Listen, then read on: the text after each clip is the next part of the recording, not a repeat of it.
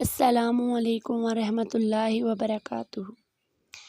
आज हम लोग फार्मास्यूटिक में पढ़ेंगे कि कार्बोहाइड्रेट हमें कैसे एनर्जी सप्लाई करते हैं। इससे पहले हमने कार्बोहाइड्रेट के बारे में पढ़ा था, उनका जनरल फार्मूला, उनकी करैक्टरिस्टिक, वो कैसे उनकी ऑकरेंस पढ़ी थी, वो कैसे नेचुरली प्रोड्यूस हो रहे हैं हमारी बॉडी में, कैसे हमें एनर्जी का कैसे सोर्स है वो उनके। इसके बाद हम पढ़ेंगे हाउ कार्बोहाइड्रेट सप्लाई एनर्जी। इससे पहले आपको कुछ चीज़ों के बारे में बता देती हूँ कि जो कार्बोहाइड्रेट होते हैं वो चार क्लासेस में डिवाइड हुए होते हैं: मोनोसेक्राइड, डाइसेक्राइड, ओलिगोसेक्राइड, पॉलीसेक्राइड। जो मोनोसेक्राइड होते हैं उनमें एक शुगर मालिक्यूल होता है। मोनो का मतलब होता है वन। जो डाइसेक्राइड होते हैं उसमें दो शुगर मालिक्यूल होते हैं। डाई का मतलब होता है टू। ओलिगोसेक्राइड में 3 से 10 शुगर मालिक्यूल होते हैं। और पॉली का मतलब होता है ढेर सारे, इसमें 10 से ज़्यादा मतलब ढेर सारे होते हैं। तो ये इसलिए बता रही थी कि जब हमारी बॉडी में हम कोई भी खुराक खाते हैं तो वो सिंपल फॉर्म, जो सिंपल शुगर होगी ना, वो अब्जॉर्ब होगी डायरेक्टली हमारी बॉडी में। अगर हम लोग फॉर एग्जांपल कोई भी खुराक लेते हैं तो जो सबसे सिंपल फॉर्म है कार्बोहाइड्रेट की वो तो ग्लूकोज है। तो अगर हम कोई भी खुराक लेते हैं, फॉर एग्जांपल हम सुक्रोज़ लेते हैं, उसको टेबल शुगर भी कहते हैं। सुक्रोज़ हम लोग ले रहे हैं अपनी खुराक में, तो जो सुक्रोज़ होगी वो डायरेक्ट वो डाइसेक्राइड है, डाइसेक्राइड की एग्जांपल है। तो अगर हम सुक्रोज़ खा रहे हैं तो वो डायरेक्टली हमारी बॉडी में अब्सॉर्ब नहीं होगी। फर्स्ट पहले वो क्या होगी, सिंपल कार्बोहाइड्रेट में या सिंपल शुगर में कन्वर्ट होगी, मोनोसेक्राइड में कन्वर्ट होगी। उसके बाद वो हमारी बॉडी में क्या होगी, अब्सॉर्ब होगी। अगर इसी तरह हम पॉलीसेक्राइड खा रहे हैं, हम ओलिगोसेक्राइड खा रहे हैं, तो वो डायरेक्टली हमारी बॉडी में अब्सॉर्ब नहीं होंगी। पहले उन्हें क्या होगा, पहले वो कन्वर्ट होंगी मोनोसेक्राइड में और सिंपल शुगर में, और उसके बाद क्या होंगी, वो हमारी बॉडी में अब्जॉर्ब होंगी। अब इसको हम पढ़ लेते हैं कि how carbohydrate supply energy. Carbohydrate कैसे सप्लाई करते हैं एनर्जी को। Simple sugar are absorb directly by the small intestine. जो सिंपल शुगर है वो कैसे अब्जॉर्ब हो रही है, स्मॉल इंटेस्टाइन से डायरेक्टली हमारी ब्लड स्ट्रीम में जा रही है। लेकिन but the disaccharide and polysaccharide do not absorb in blood directly. वही चीज़ मैंने आपको बताई है कि जो डाइसेक्राइड है, पॉलीसेक्राइड है, वो डायरेक्टली अब्जॉर्ब नहीं होती है हमारे ब्लड में। जो ग्लूकोज होती है वो सिंपल शुगर है और उसको ब्लड शुगर भी कहते हैं। तो इसमें क्या होगा कि पहले वो पॉलीसेक्राइड या डाइसेक्राइड, आप कोई भी ऐसी खुराक लेते हैं जिसमें डाइसेक्राइड, पॉलीसेक्राइड या ओलिगोसेक्राइड है, तो वो पहले क्या होगी, फर्स्ट कन्वर्ट इनटू मोनोसेक्राइड। पहले वहाँ रिएक्शन होंगे, वो मोनोसेक्राइड में कन्वर्ट होगी, उसके बाद जाके वो क्या होगी, हमारी बॉडी में अब्जॉर्ब होगी। इसकी एग्जांपल हम कुछ इस तरह से भी ले लेते हैं।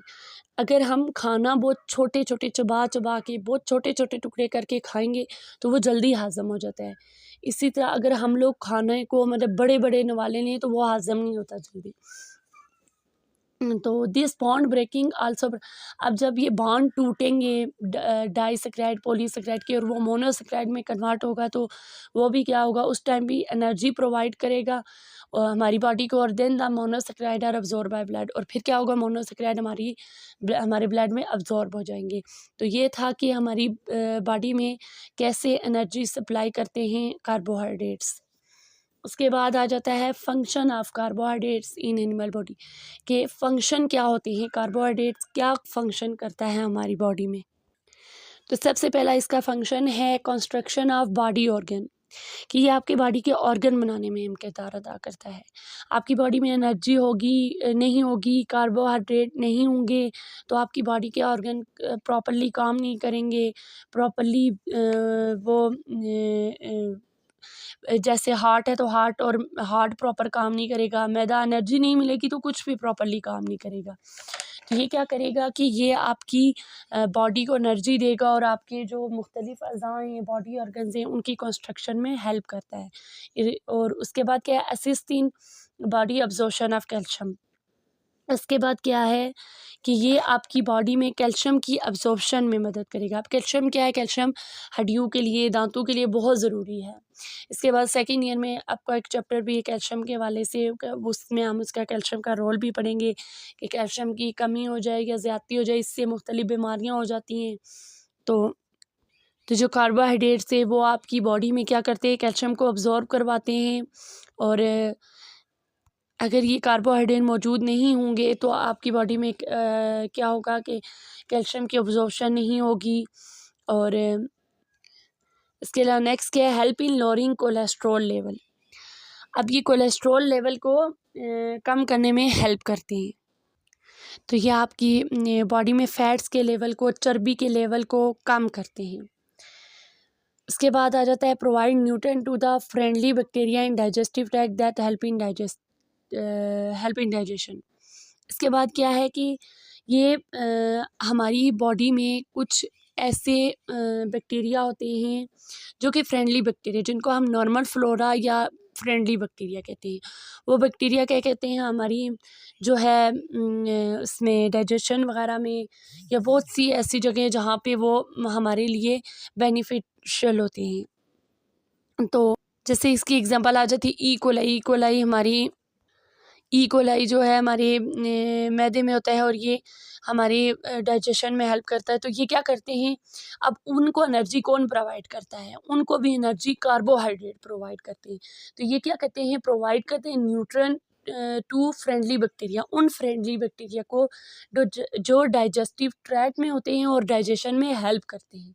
बैलेंस वाटर मिनरल बैलेंस, और ये क्या करते हैं, हमारे बॉडी के अंदर वाटर मिनरल बैलेंस को, वाटर के लेवल को बैलेंस करते हैं। और मिनरल क्या होते हैं, सोडियम, पोटाशियम, मैग्नीशियम वगैरह, इनके लेवल को क्या करते हैं, बैलेंस करते हैं। इसके बाद नेक्स्ट आ जाता है इसकी स्वीटनेस इन कार्बोहाइड्रेट। ये मैंने आपको पहले भी बताया था कि जिन कार्बोहाइड्रेट्स का मॉलिक्यूलर वेट लो होता है वो स्वीट इन टेस्ट होते हैं, और जिनका मॉलिक्यूलर वेट बढ़ता जाता है वो क्या होंगे, उनका टेस्ट, वो टेस्टलेस होते जाते हैं, उनका स्वीटनेस उनमें डिक्रीज़ होती जाती है। इसके हम ये कह सकते हैं कि जो सबसे सिंपल शुगर है वो मोनोसेक्राइड है। मोनोसेक्राइड जो होता है सबसे लो मॉलिक्यूलर वेट होता है। उसके बाद डाइसेक्राइड थोड़ा कम्प्लेक्स है, फिर ओलिगोसेक्राइड और कम्प्लेक्स है, और पॉलीसेक्राइड सबसे कम्प्लेक्स है और वो टेस्टलेस होता है, उसका कोई टेस्ट नहीं होता। तो जो हमारा यहाँ पे अपने एक सबसे जो स्वीटेस्ट शुगर है वो फ्रुक्टोज है। हनी में फ्रुक्टोज होता है। In fruits the sweetness vary from time to time, sweetness increases. अब यहाँ लिखा हुआ है कि जो फ्रूट होते हैं उनमें जो स्वीटनेस, मिठास होती है वो टाइम टू टाइम इंक्रीज करती जाती है। जैसे ही फ्रूट पकता है तो क्या होता है कि उसमें स्वीटनेस ज़्यादा हो जाती है। तो क्या होता है, पहले उसमें क्या होता है, पॉलीसेक्राइड, ओलिगोसेक्राइड, ये वाले कार्बोहाइड्रेट होते हैं। आस्ता आस्ता जब वो पकता है तो उसमें वो सिंपल शुगर में कन्वर्ट हो जाता है और उसकी मिठास में इजाफा हो जाता है। Banana and apple because during ripening जो स्टार्च है वो कन्वर्टेड इनटू सिंपल शुगर, यही बताया वो उन्होंने, स्टार्च कार्बोहाइड्रेट को ही बोलते हैं। तो वो किस में कन्वर्ट हो रही है, सिंपल शुगर, मोनोसेक्राइड में कन्वर्ट हो जाती है, जिसकी वजह से क्या होता है, फ्रूट स्वीट हो जाता है। तो ये बात ये MCQs के हवाले से है कि जिन कार्बोहाइड्रेट का मॉलिक्यूलर वेट, मॉलिक्यूलर मैस लो होगा वो स्वीट होंगे।